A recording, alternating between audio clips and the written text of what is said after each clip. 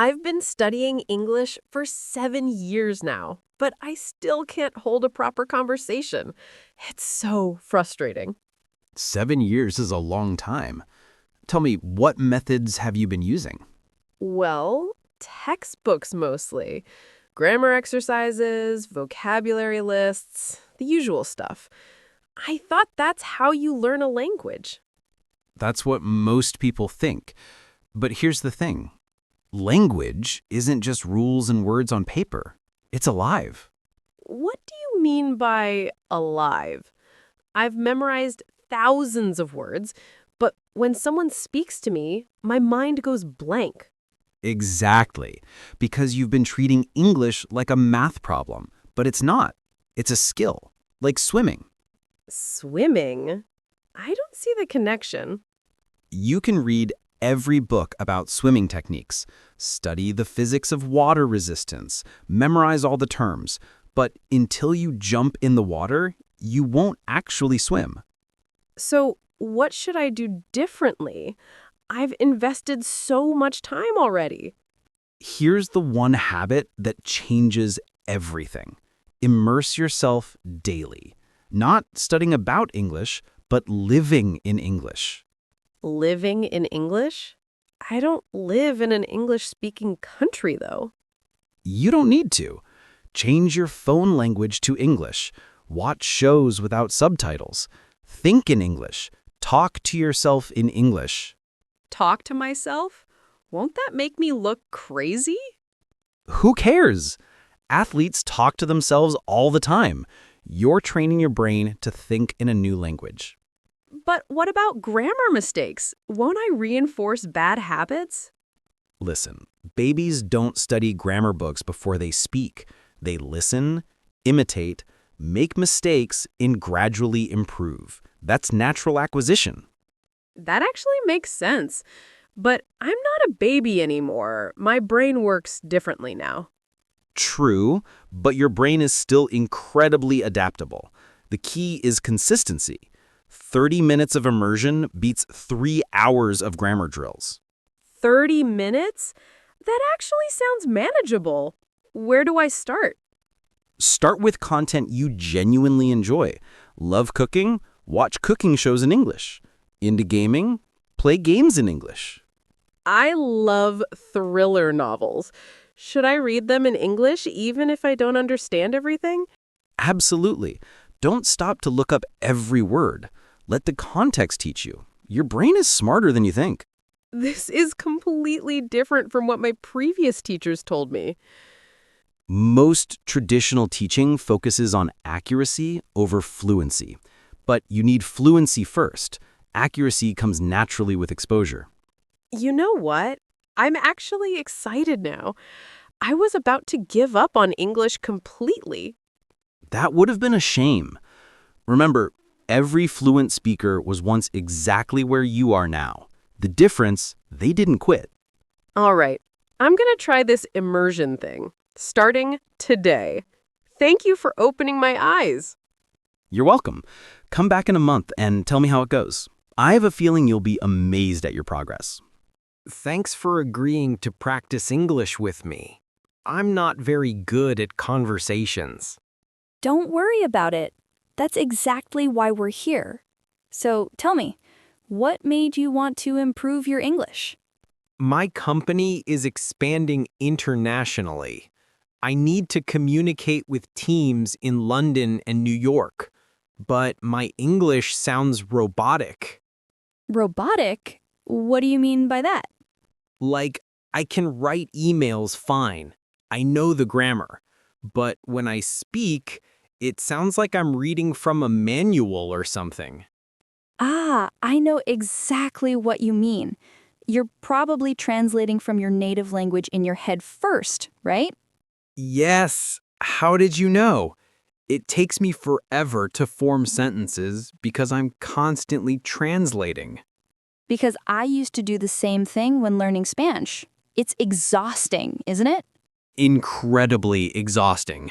By the time I finish constructing a sentence in my head, the conversation has moved on. Here's what helped me break that habit. I started thinking in English for everything, even mundane thoughts. Everything. Like what? Like when I'm making coffee, I narrate it in English. I'm boiling water. Now I'm pouring it into the cup. The coffee smells amazing. That seems so simple. Does it really work? It rewires your brain. Instead of your native language being the default, English becomes automatic. It takes a few weeks, but it's transformative. A few weeks? I was expecting you to say months or years. Consistency is more important than duration. Even 5 minutes daily of thinking in English builds that neural pathway. I'm a programmer, so I like the logic of this. You're basically creating new default patterns. Exactly. And here's another trick. Watch content where people speak naturally, not formally. Podcasts, vlogs, casual conversations. I've been watching documentaries, very formal and structured. Maybe that's why I sound so stiff. Documentaries are great for vocabulary, but for conversational flow, you need casual content. What are your hobbies? I'm into gaming and tech reviews. I watch a lot of content, but usually with subtitles in my language. There's your gold mine. Switch to English subtitles first, then eventually remove them completely. You'll pick up natural expressions. But I'm afraid I'll miss important information without understanding everything. You won't miss as much as you think. Context fills in most gaps. Plus, you can always rewind. This is really encouraging. I thought I'd need to take expensive courses or move abroad. Those things help, but they're not necessary. I improved more from daily YouTube videos than from 2 years of classroom lessons. Wait, really? That's kind of shocking. Classroom lessons teach you about the language. Real content teaches you the language itself. There's a huge difference. I'm starting to see why my approach hasn't been working. I've been learning about English instead of learning English. Bingo! Now you're getting it. So, what's the first change you'll make today? I'll switch my gaming to English and start narrating my coding process in English, even if no one else hears it. Perfect. And don't judge yourself harshly. Making mistakes is part of the process. I still make mistakes in Spanish, and I'm conversationally fluent. That makes me feel better. I'm always so worried about saying something wrong. Here's the truth. Native speakers make mistakes too. We're going for communication, not perfection. Communication over perfection. I like that mindset. Thank you so much. This conversation has been more helpful than 6 months of studying grammar. That's what real practice does. Same time next week, we can discuss how your immersion experiment is going. Absolutely. I'm actually looking forward to it now. I need to pass my medical English exam in 3 months. 3 months, and I'm nowhere near ready. 3 months is plenty of time if you approach it correctly. What's making you feel unprepared? I can read medical journals fine, but the speaking component terrifies me. I freeze up during practice tests. Freezing up is usually a confidence issue, not a language issue. Tell me, how many languages do you speak? Just my native language and some English. Why does that matter? Because you're already bilingual. That's something to be proud of. Most people never learn a second language. But my English isn't fluent. I stumble over words, especially under pressure. Fluency isn't about never stumbling. It's about recovering quickly when you do. Even native speakers hesitate and search for words. Really? I always thought fluent meant perfect. Not at all. I speak 7 languages, and I make mistakes in all of them. Fluency is about effective communication, not perfection. 7 languages? How is that even possible? What's your secret? No secret, just one key habit. I use the language daily, even when I don't have to, especially when I don't have to. What do you mean? Like, you force yourself to practice? Not force. I integrate it into my life. When learning Italian, I started following Italian doctors on social media. Since you're in medicine, do the same with English-speaking medical professionals. I never thought of that. I only use social media in my native language. That's free, authentic content right there. Medical podcasts, YouTube channels, Twitter threads.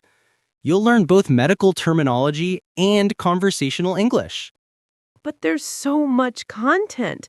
How do I know what's worth my time? Start with topics you're already studying. If you're learning about cardiology this week, find English content about cardiology. It reinforces both subjects.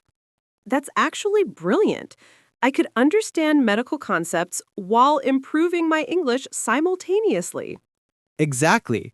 And here's another game changer. Record yourself explaining medical concepts in English, then listen back. Record myself? Oh no, I hate hearing my own voice. Everyone does at first, but it's the fastest way to identify what you need to improve. You'll notice your hesitations, filler words, pronunciation issues. I suppose it's like reviewing surgery videos to improve technique. You have to see yourself to improve. Perfect analogy. And just like surgery, English improves with deliberate practice, not just repetition. Deliberate practice. That makes sense. But what if I'm practicing wrong? Won't I reinforce mistakes? That's where input comes in. You need massive amounts of listening. Your brain naturally corrects itself when exposed to correct patterns. Massive amounts? Like, how much are we talking? At least an hour daily of natural English. Podcasts during commutes, shows while cooking, lectures while exercising. An hour? I barely have time to sleep with my study schedule. You're not adding time, you're replacing it. Instead of music during your commute, play a medical English podcast. Same time, better use. Oh, I see. Multitasking my language learning with activities I already do. Exactly. Language learning doesn't require sitting at a desk with textbooks. It happens everywhere, all the time. This is completely changing how I think about learning English. I've been so focused on structured study. Structured study has its place for grammar foundations, but language acquisition happens through natural exposure and use. You know, I'm feeling less anxious already. 3 months actually does seem manageable now. It absolutely is. I've seen people make dramatic improvements in less time with the right approach. What's the most important thing I should focus on for speaking fluency? Stop translating in your head. Start thinking directly in English. Even if it's simple thoughts at first, it builds automatic processing. Like switching the language my brain operates in? Exactly. Your brain is incredibly adaptable. Give it consistent English input and output, and it'll rewire itself. I'm going to start today. English podcasts on my way home, recording myself explaining patient cases in English. That's the spirit. And remember, progress isn't linear. Some days will feel harder than others, but you're always moving forward. Thank you so much. You've given me a practical plan and, more importantly, confidence that I can actually do this. You absolutely can. Check in with me in a month. I want to hear about your progress. My restaurant is doing well locally, but I want to attract international tourists. Problem is, my English is terrible. Terrible is a strong word. Can you have basic conversations? Basic, yes, but I sound like a child. Food good, you like? That's not how a professional business owner should speak. Actually, clear and simple is better than complex and confusing. But I understand wanting to sound more sophisticated. Exactly. When American or British tourists come in, I want to explain our menu properly, tell stories about our dishes. That's a great motivation. Storytelling in business is powerful. Have you tried learning restaurant-specific English? I downloaded some apps, but they teach phrases like, "Where is the bathroom?" I already know that. I need conversational skills. Apps are limited because they can't give you real-world practice. Here's what I suggest. Watch cooking shows in English. Cooking shows. I watch those for recipes, not language learning. Now you'll watch them for both. Listen to how chefs describe flavors, techniques, ingredients. They're teaching you restaurant vocabulary naturally. Huh. I never thought about it that way. I love Gordon Ramsay, but I usually watch with dubbing. Switch to English immediately. His vocabulary is perfect for your needs. Professional yet accessible, passionate yet clear. But he speaks so fast, and with that accent. Start with slower-paced shows if you need to. The Great British Baking Show has clearer accents and calmer speech. I've heard of that one. My daughter watches it. She keeps saying soggy bottom and laughing. Perfect. Watch it together. Make it a family activity. You'll learn food vocabulary, she'll enjoy the show, and you'll have someone to practice with. Practice with my daughter? She's only 12. So, kids are less judgmental than adults. She won't care if you make mistakes. Plus, teaching her helps reinforce your own learning. That's actually a nice idea. We could have English-only dinners once a week. Now you're thinking like a language learner. Creating consistent exposure is the key habit that changes everything. Consistent exposure. But I'm busy running a restaurant 14 hours a day. When do I have time for exposure? You have 14 hours of exposure opportunity. Play English podcasts in the kitchen. Label equipment in English. Describe your cooking process to yourself in English. Describe my cooking to myself while I'm working? Why not? I'm searing the steak over high heat. The garlic is becoming fragrant. Time to deglaze with wine. It's practice without taking extra time. That actually sounds fun, like being a cooking show host in my own kitchen. Exactly. You're the star of your own show. And here's the beautiful thing. You already know the content. You're just learning to express it in English. So I'm not learning new concepts, just new words for familiar concepts. Right. That's much easier than learning completely new material in a new language. You're leveraging existing knowledge. This makes so much sense. I've been approaching it all wrong, trying to memorize random phrases from textbooks. Textbooks have their place, but real communication comes from real context. Your restaurant is your classroom. What about grammar, though? I know I make a lot of mistakes. You'll pick up grammar naturally through exposure. When you hear correct patterns thousands of times, your brain internalizes them. Like how I learned to cook, not from reading, but from doing it repeatedly until it became automatic. Perfect analogy. Language is a skill, not knowledge. You can't think your way to fluency, you have to practice your way there. I'm getting excited now. I can already imagine myself confidently explaining our special dishes to foreign guests. And you will. 3 months of daily immersion, and you'll be amazed at the difference. 3 months? That seems fast. For dramatic improvement, yes. For perfection, no. But you don't need perfection. You need functional communication, and that comes much faster. Functional communication. I like that goal. It feels achievable. It absolutely is. And your accent? Don't worry about it. Authenticity is charming. Tourists actually enjoy hearing local accents. Really? I always thought I needed to sound American or British. Not at all. Clear pronunciation, yes. Native accent, no. Your unique voice is part of your restaurant's character. You've given me so much practical advice. I'm starting tonight with Gordon Ramsay and my daughter. Excellent. One more tip. When tourists come in, don't shy away from conversation. Every interaction is valuable practice. Even if I make mistakes? Especially if you make mistakes. That's how you learn what you need to work on. Mistakes are data, not failures. Mistakes are data. I'm going to remember that. Thank you so much for changing my perspective. My pleasure. Come back in a month and tell me how it's going. I bet you'll have some great stories about connecting with international customers. I want to study abroad next year, but I'm terrified.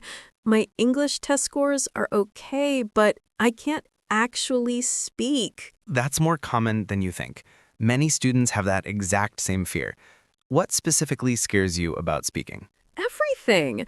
I'm afraid people won't understand me, or worse, they'll understand but judge me for making mistakes. Let me tell you something. Most people are too worried about their own problems to judge your English. Really. But what if I get stuck in a conversation and can't express what I mean? That would be so embarrassing. It happens to everyone, even in their native language. The difference is confidence in navigating those moments. How do I build confidence when I've never really spoken English outside of classroom exercises? That's the problem right there. You need real practice, not just exercises. Tell me, what do you enjoy doing in your free time? I read a lot, fantasy novels mostly, and I watch anime. Perfect. Do you read any books in English? Sometimes, but it's slow going. I have to look up words constantly. Stop doing that. Seriously, read without stopping to translate every word. Let the story carry you. But I miss details. You miss details in your native language too when you're tired or distracted. The goal isn't perfect comprehension, it's engagement. Engagement? What do you mean? When you're engaged with content, your brain absorbs language naturally. It's effortless learning instead of forced studying. So I should just read English books even if I don't understand everything? Exactly. Start with books you've already read in your language. You know the plot, so context will help you understand new words. Oh, that's smart. I've read Harry Potter 5 times in my language. I could try the English version. Perfect choice. The language is accessible, you know the story, and there are audiobooks too, so you can hear pronunciation. Audiobooks? I never thought of combining reading and listening. That's the secret weapon. Read along while listening. You'll connect written words with sounds, improve pronunciation, and maintain natural pace. Natural pace? I always read so slowly in English, sounding out every word in my head. Because you're translating. The audiobook won't let you do that. It forces your brain to process English directly. That sounds challenging, but also exciting. What about speaking, though? I still need to practice actually talking. Here's your homework. Record yourself reading passages from the book out loud, then compare to the audiobook narrator. Record myself? Oh no, I'll sound terrible. Everyone thinks that at first, but it's the fastest way to improve. You'll hear exactly where you need work. I guess if no one else has to hear it. Exactly. It's private practice. And here's another technique. Talk to yourself in English throughout the day. I already do that sometimes, but I thought it was weird. It's not weird, it's brilliant. It's what polyglots do. You're building automatic processing without the pressure of an audience. So all those times I narrated my day in English in my head, I was actually learning? Absolutely. Now do it out loud. Hearing yourself speak activates different neural pathways than just thinking.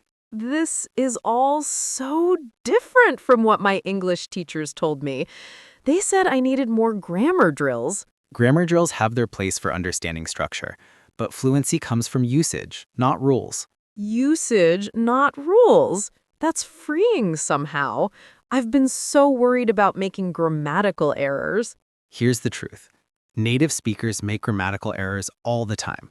Communication is about conveying meaning, not perfect grammar. You know, I'm starting to feel less anxious about studying abroad. Maybe I can actually do this. You absolutely can. I've seen hundreds of students go abroad with your exact concerns, and they all thrive. What's the one thing that helped them most? The willingness to be uncomfortable. Growth happens outside your comfort zone. Embrace the awkwardness of learning. Embrace the awkwardness. I'm going to write that down. And remember, when you're abroad, people will appreciate your effort. They won't expect perfection, just genuine communication. That makes me feel better. I've been imagining everyone judging me harshly. Most people are kind and encouraging to language learners.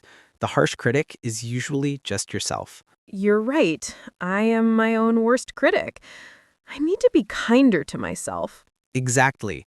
Treat yourself like you'd treat a friend who's learning. Would you judge them harshly for mistakes? Never. I'd encourage them and celebrate their progress. Then give yourself the same grace. Every conversation, every mistake, every awkward moment is progress. I'm going to start today. Harry Potter audiobook and reading along, talking to myself in English, and being kind about my mistakes. That's the perfect plan. Check back with me in a month. I want to hear about your progress and answer any questions. Thank you so much. For the first time, I actually believe I can be fluent enough for study abroad. You will be. The fact that you're willing to try these new approaches already puts you ahead of most learners. My grandson keeps telling me to learn English. Says it'll keep my brain sharp. But I'm too old for this. Too old? How old is too old to learn? I'm 68. My brain isn't what it used to be. I can barely remember where I put my keys. Funny you mention that, because learning a new language actually improves memory. It's exercise for your brain. That sounds like one of those things people say, but isn't actually true. There's solid research behind it. Bilingual seniors have better cognitive function and delayed onset of dementia symptoms. Well, that's interesting, but I don't have decades to become fluent. At my age, time is precious. You don't need decades. With the right approach, you can have functional conversations in months. Months. I watched my grandson study English for years in school, and he barely speaks it. Because schools teach grammar rules and vocabulary lists. That's the slowest, most painful way to learn. Then what's the fast way? Some kind of trick? Not a trick, a habit. Daily immersion in content you actually enjoy. What do you like doing? I like documentaries, nature, history, engineering marvels, and I do woodworking in my garage. Perfect! Start watching documentaries in English and find woodworking channels on YouTube in English. But I won't understand half of what they're saying. That's okay. Your brain is excellent at pattern recognition. It'll figure things out from context. As an engineer, I appreciate pattern recognition. But won't I just zone out if I don't understand? Not if the content genuinely interests you. Curiosity keeps you engaged even when comprehension isn't perfect. I suppose when I'm working on a woodworking project, I watch demonstrations even when the craftsman mumbles. I figure it out from watching. Exactly. You're already comfortable learning by observation. Language works the same way. So you're saying I should treat English like learning a new tool or technique? Yes. Watch, imitate, practice, improve. Same process you've used your whole career. That actually makes sense. But what about all the grammar? I hear English grammar is complicated. You won't learn grammar explicitly. You'll absorb it through exposure, like you did with your first language. I don't remember learning my first language. I just spoke it. Exactly my point. You acquired it naturally through hearing it constantly. We're going to replicate that process. But I was a baby then. My brain was more flexible. Adult brains have advantages too. You already understand concepts, you just need words for them. Babies have to learn both simultaneously. I never thought about it that way. So I'm actually at an advantage in some ways? Absolutely. Plus, you have focus and motivation that babies don't have. You can direct your learning efficiently. Efficient learning. Now you're speaking my language. What's the most efficient approach? 1 hour daily of listening to English content you enjoy. That's it. No textbooks, no memorization. Just listening? That seems too easy. Easy doesn't mean ineffective. Your brain is a pattern recognition machine. Feed it patterns, it'll extract the rules automatically. And I don't have to sit down and formally study. Nope.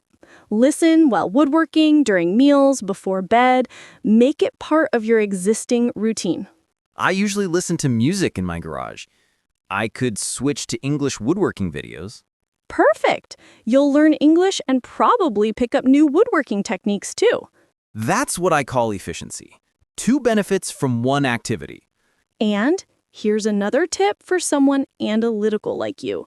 Track your progress. Note words you understand each week. I like data. I could keep a simple log. Exactly. You'll see measurable improvement, which is motivating for someone with your engineering mindset. You've made this seem less daunting. I was expecting you to hand me textbooks and homework. Textbooks are for reference, not primary learning tools. Real language acquisition happens through exposure and usage. Usage, so I should try speaking too. When you're ready, start with talking to yourself while working. Describe what you're doing in English. Talk to myself? Well, I already do that anyway. My wife says I narrate everything. Then just do it in English. You're already halfway there. This is much simpler than I expected. I thought learning a language at my age would be impossible. The hardest part is starting. Once you build the daily habit, it becomes automatic. Daily habit. That's key to any skill. I can do that. I know you can. And here's something nice for someone analytical like you. Your grandson will be amazed when you start chatting with him in English. That would be something, wouldn't it? He's always impressed when I learn new technology. This will blow his mind. Not many people your age take on new languages. Well, I've never been one to accept limitations just because of age. If my brain can still learn, why not use it? That's the spirit. So, what's your first step? Tonight, I'm switching my documentary watching to English channels, and tomorrow, English woodworking videos in the garage. Excellent plan. Check back with me in a month. I want to hear about your progress. Will do. And thank you for making this feel achievable. I was skeptical coming in, but you've convinced me. My pleasure. Remember, consistency beats intensity. Even 30 minutes daily will transform your skills. I need to close deals with American investors, but my English isn't polished enough. I have 6 weeks to improve dramatically. 6 weeks is tight, but workable. What specifically feels unpolished about your English? I can present my business plan fine when it's scripted, but during Q&A sessions, I panic and stumble. Ah, so it's conversational spontaneity you need, not business vocabulary. Exactly. I know the words. I just can't access them quickly under pressure. That's because you're translating instead of thinking directly in English. It's a speed bottleneck. So how do I start thinking in English? I've been trying for years. Stop trying and start doing. From this moment, conduct all your internal monologue in English. All of it? Even random thoughts like, I'm hungry or I need coffee. Especially those. Those are the thoughts that build automatic processing. Business language comes later. But that seems so basic. Shouldn't I be focusing on sophisticated business terminology? You can't run before you walk. Your brain needs to default to English, not translate to English. How long does it take for English to become the default? With total commitment, 2 to 3 weeks of constant internal English monologue. That fast? What's the catch? No catch. Your brain adapts to whatever you use most frequently. Use English constantly, it becomes automatic. I'll try anything at this point. What else can I do to speed up the process? Watch business pitch shows in English. Shark Tank, Dragon's Den. Listen to how entrepreneurs think on their feet. I've watched those, but with subtitles in my language. Switch to English subtitles or none at all.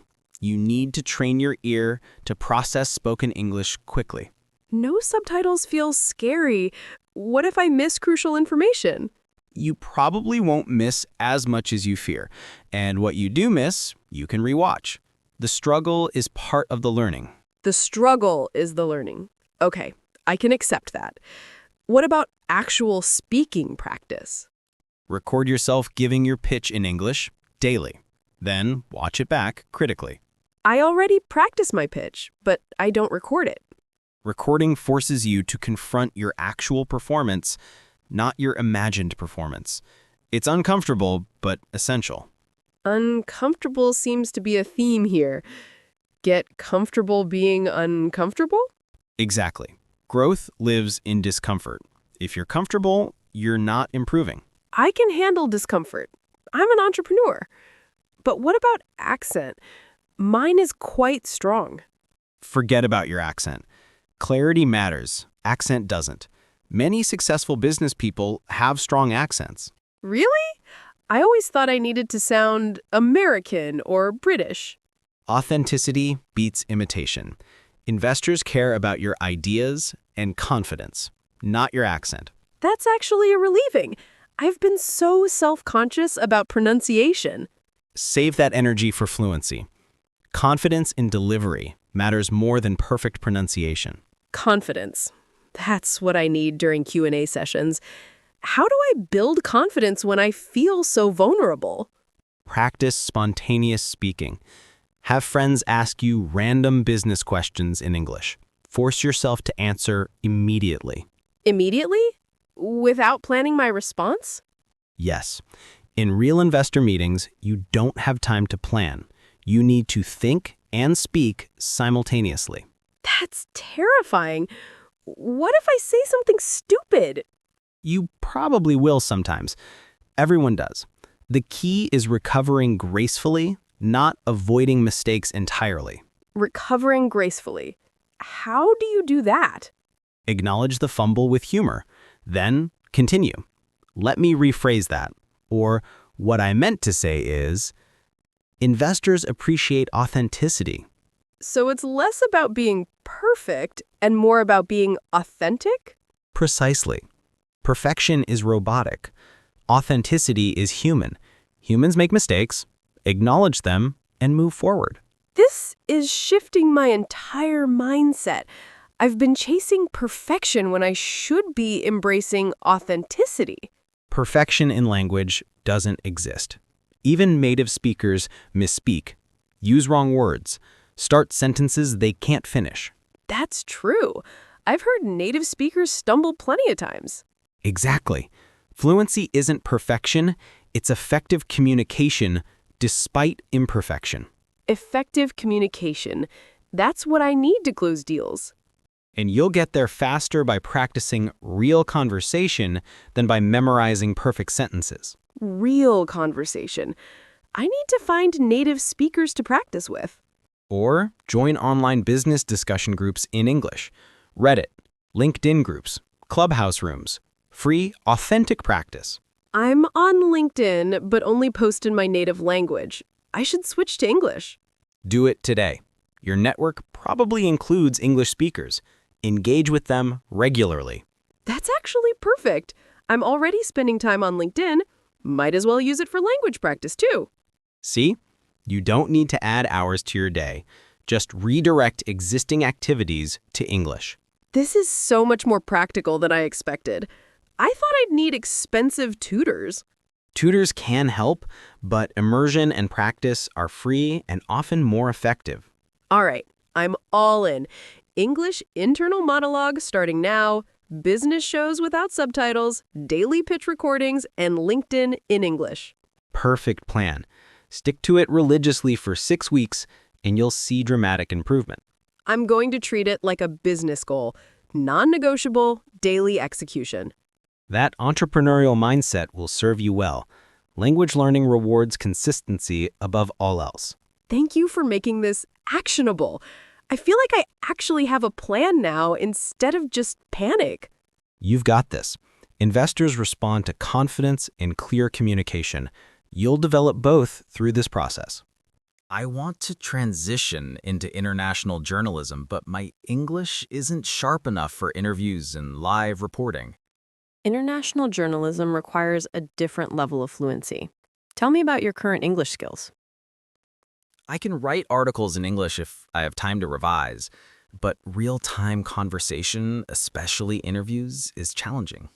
The time pressure is what gets everyone. You can't pause an interview to think about grammar. Exactly. By the time I formulate a follow-up question, the moment has passed. That translation delay is your main obstacle. You need to eliminate the mental translation step entirely. I've heard that before, but how do you actually eliminate it? It's automatic. You replace one automatic process with another. Immersion is the key. You have to drown yourself in English content. Drown myself? That sounds intense. It is intense. When I transitioned to international reporting, I spent 6 months consuming nothing but English content. News, podcasts, books, conversations. Nothing but English for 6 months. No entertainment in your native language at all. None. It felt extreme, but it worked. After 3 months, I started dreaming in English. That's when I knew the switch had happened. Dreaming in English. I can't imagine that. It means your subconscious is processing in English. Once that happens, conscious conversation becomes much easier. 3 months of total immersion, though. That's a huge commitment. You're a journalist. You understand commitment. This is no different than researching a major story. You immerse yourself completely. That's true. When I'm working on an investigation, I live and breathe it for months. Apply that same intensity to English. Make it your investigation. Your subject is the language itself. I like that framing. So, what should I consume? Just news content? No, diversify. News for professional vocabulary, but also podcasts, audiobooks, even fiction. You need conversational patterns, not just formal language. Fiction. How does that help with journalism? Fiction teaches you narrative flow, emotional vocabulary, descriptive language, all essential for compelling reporting. I never thought about it that way. I've been focusing only on news and documentaries. That's too narrow. Language is vast. You need exposure to all its dimensions. What about speaking practice? Consuming content is passive. I need active skills. Record yourself conducting mock interviews. Interview your reflection, interview imaginary sources, doesn't matter. The practice is what counts. Interview my reflection? That feels silly. Silly, but effective. You need to practice spontaneous questioning without judgment. Your reflection won't criticize you. I suppose it's private practice. No one else has to know. Exactly. And here's another technique. Shadow native speakers. Listen to interviews and repeat what they say immediately after, matching their rhythm and intonation. Shadowing. I've heard of that technique. It's powerful. It trains your mouth muscles for English sounds and internalizes natural speech patterns. That makes sense physically. Language is partly physical, not just mental. Absolutely. Your mouth needs to get comfortable with English sounds. Shadowing builds that muscle memory. How much shadowing should I do? 15 minutes minimum. More if you can manage it. Consistency matters more than duration. 15 minutes is manageable. I can do that during my morning routine. Perfect. And listen. Really listen to how journalists ask questions. Notice the structure, the transitions, the follow-ups. I do listen, but maybe not analytically enough. Start dissecting interviews like you'd dissect a well-written article. What makes certain questions effective? What creates compelling conversation? That's approaching language as a craft, not just a tool. Language is the ultimate craft for journalists. Master it and everything else becomes easier. You're right. I've been treating English as an obstacle when I should treat it as a skill to refine. Exactly that mindset shift, from obstacle to opportunity. What about the pressure of live reporting? Even if my English improves, won't I still panic? Panic comes from feeling unprepared. Build confidence through repetition. Practice until spontaneous English feels natural. How long does that take? Depends on intensity. With total immersion and daily practice, 3 to 6 months for solid conversational fluency. 6 months. That's actually faster than I expected. Most people spread their learning too thin. They study an hour a week for years. Intensive immersion compresses timelines dramatically. So better to go hard for 6 months than casual for years? Absolutely. Your brain needs sustained exposure to rewire itself. Sporadic practice doesn't cut it. I can do intensive. I work on deadline all the time. This is just another deadline. That's the spirit. Treat it like your most important story because, in a way, it is. It's your career transition. You're right, this isn't just about language, it's about my entire future in journalism. And you have the skills already. You know how to ask questions, find stories, connect with people. You just need the English to match. That's encouraging. I'm not starting from zero. Far from zero, you're just adding a tool to your existing toolkit, a powerful tool. All right, I'm committing. Total English immersion for the next 6 months. News, podcasts, books, shadowing, mock interviews, everything. Excellent. And reach out to international correspondents. Many are happy to share advice or even practice with you. I've been hesitant to reach out because of my English limitations. Don't be. Journalists help each other. And practicing with real professionals will accelerate your progress. You've given me a concrete plan and the confidence to execute it. Thank you. You've got this. 6 months from now, you'll be amazed at how natural English feels, and your journalism will reach new audiences. New audiences, that's the dream, making my work accessible to the world. And you will. English is just the bridge. Your journalistic instincts are already there. Our company is expanding globally, and I need to train my team in English customer service. But I'm not confident enough myself. Leading by example is important. How comfortable are you with English currently? I can handle written communication fine. Emails, chat messages, no problem. Phone calls, though, I freeze up. Phone calls are challenging because you lose visual cues and can't take time to compose responses. Exactly. And customers sometimes have accents I'm not used to. I end up asking them to repeat things constantly. That's normal. Even native speakers struggle with unfamiliar accents. The solution is exposure to diverse English. Diverse English? What does that mean? English isn't monolithic.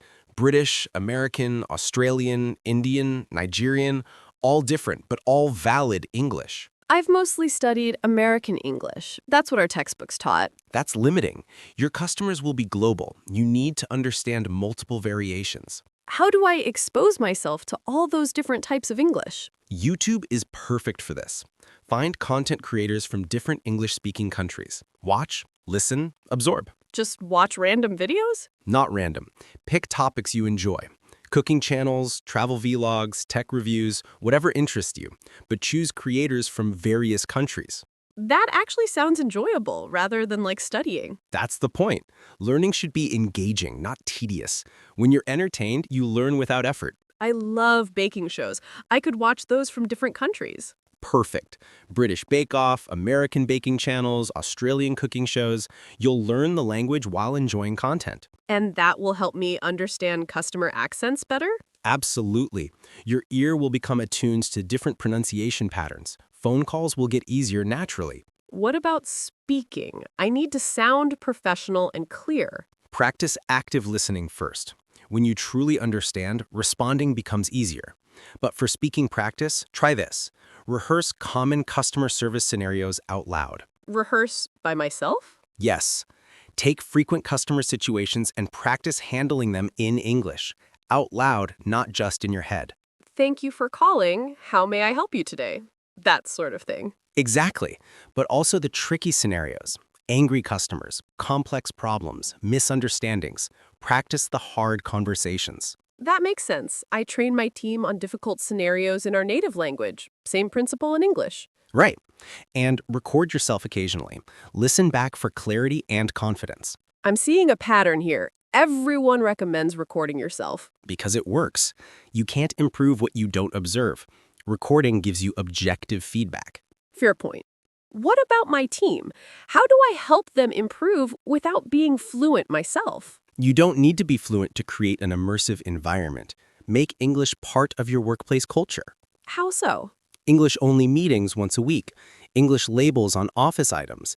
Encourage team members to practice with each other. Won't that slow down our work initially? Short-term slowdown for long-term gain.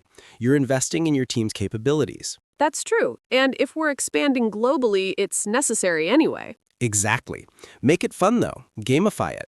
Rewards for using English naturally. Recognition for improvement. Gamification. My team responds well to that. Maybe a leaderboard for English practice hours? Perfect. Competition makes learning engaging. Just keep it positive and encouraging, not punitive. Of course. I want them excited about learning, not anxious about making mistakes. Speaking of mistakes, normalize them. Celebrate mistakes as learning opportunities. Celebrate mistakes? That seems counterintuitive. In language learning, mistakes are data. Each mistake teaches you something. Create a culture where mistakes are safe. I like that. A psychologically safe environment for practice. Yes, people clam up when they're afraid of judgment. Remove that fear and they'll practice more freely. What about customer interactions? We can't make mistakes with actual customers. Role play first. Team members practice on each other before handling real English-speaking customers. We already do role plays in our native language. Adding English versions is smart. And here's a bonus. Record those role plays. Build a library of examples for training. That's brilliant. New team members could learn from watching experienced ones handle English calls. Exactly. You're creating resources while practicing.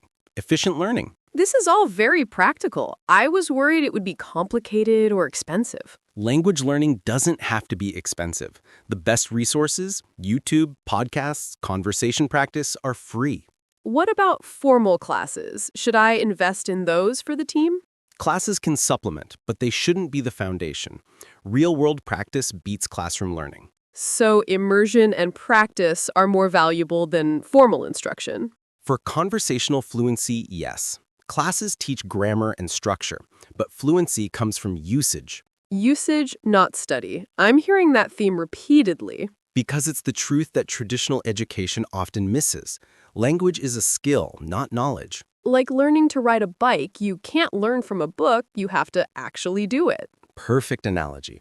And just like biking, it feels wobbly at first, but becomes automatic with practice. I'm feeling much more confident now. I have a clear plan for myself and my team. What's your first step going to be? Tonight, I'm watching baking shows from different English-speaking countries, and tomorrow I'm introducing English practice sessions for the team. Excellent. Start small, build momentum, stay consistent. Consistency. That seems to be the most important factor. It really is. 15 minutes daily beats 3 hours weekly. Your brain needs regular exposure. I can commit to 15 minutes. That's doable, even with my schedule. And your team will follow your lead. When they see you committed to improving, they'll be motivated too. Leading by example. That's always been my management style. It's effective. And in 6 months, you'll all be handling English customer service with confidence. 6 months to confidence. I like having a timeline. Thank you so much for the practical guidance. My pleasure. Remember, progress isn't always linear. Some days will feel harder than others. That's normal. I'll keep that in mind, and I'll check back in to share our progress. Please do. I'd love to hear how your team develops. Good luck with the expansion. My students need better English skills for university and careers, but they're completely disengaged from traditional lessons. I don't know what to do anymore. Disengagement is usually a symptom of irrelevance. Are you teaching English or teaching about English? What's the difference? I teach grammar, vocabulary, reading comprehension, writing. Isn't that what English class is supposed to be? That's teaching about English.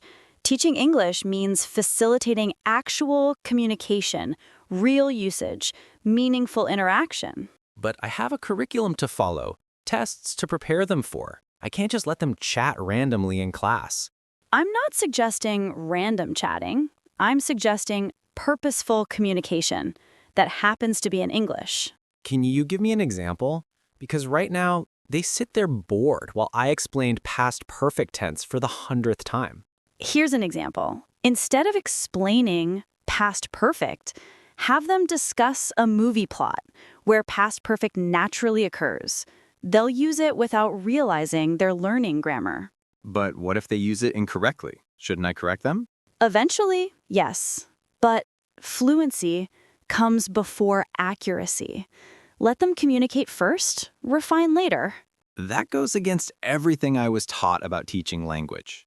Traditional methods produce students who know grammar rules, but can't hold conversations. Your students prove that. Fair point. They ace grammar tests but freeze when asked to speak. Because they've never practiced spontaneous communication. They've only practiced constructed exercises. So how do I get them communicating? They're teenagers. Half of them won't even participate. Make it about topics they care about. What are your students interested in?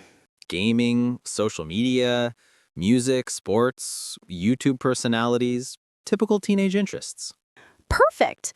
Use those as your content.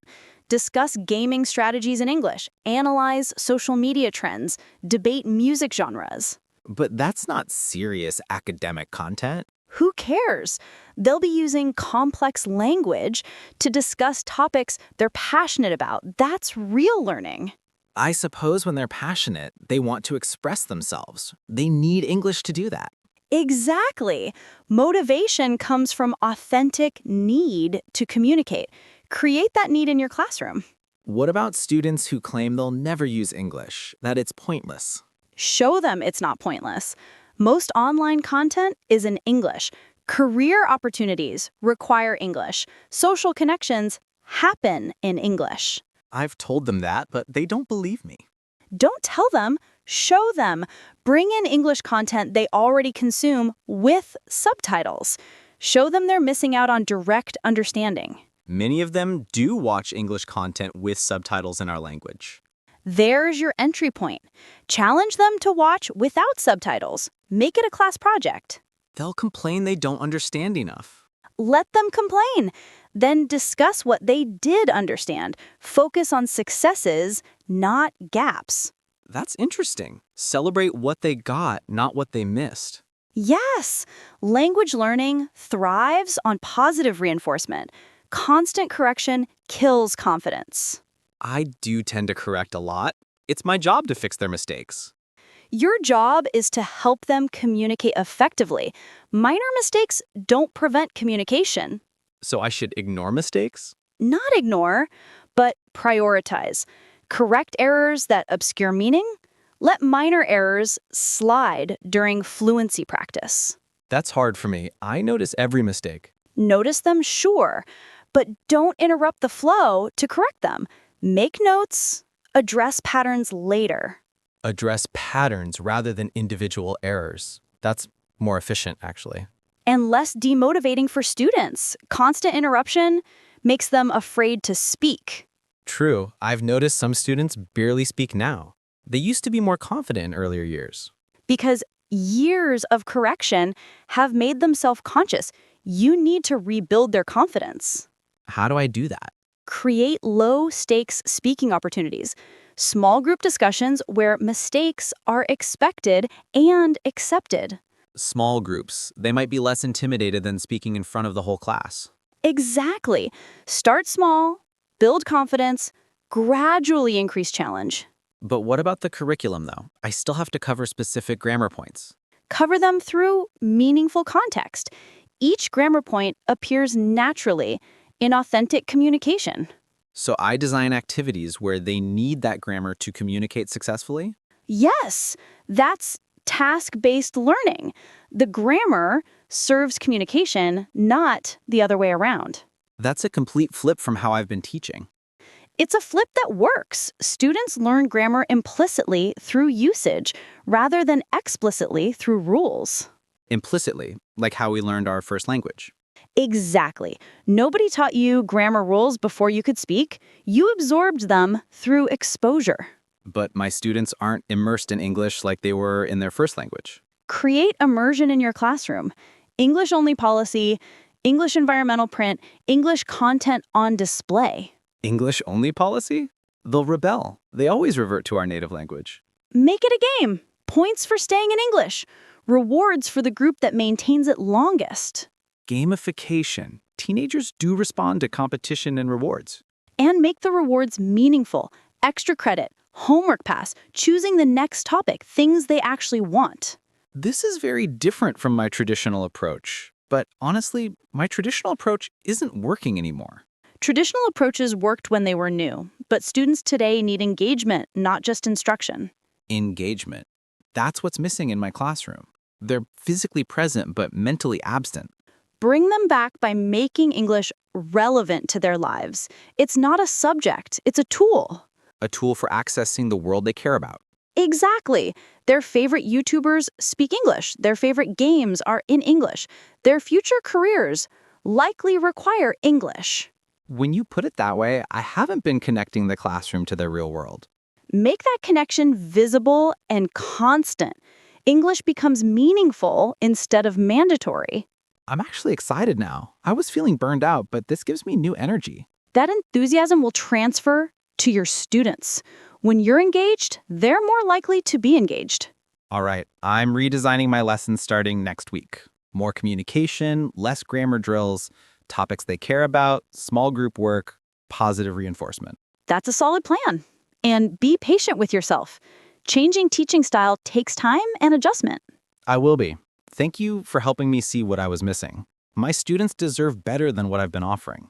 You care about your students. That's the most important foundation. Now you have strategies to match your caring. I do care. I want them to succeed, and English fluency will open so many doors for them. It will. You're giving them a gift by helping them develop real communication skills. A gift, not a burden? I like thinking about it that way.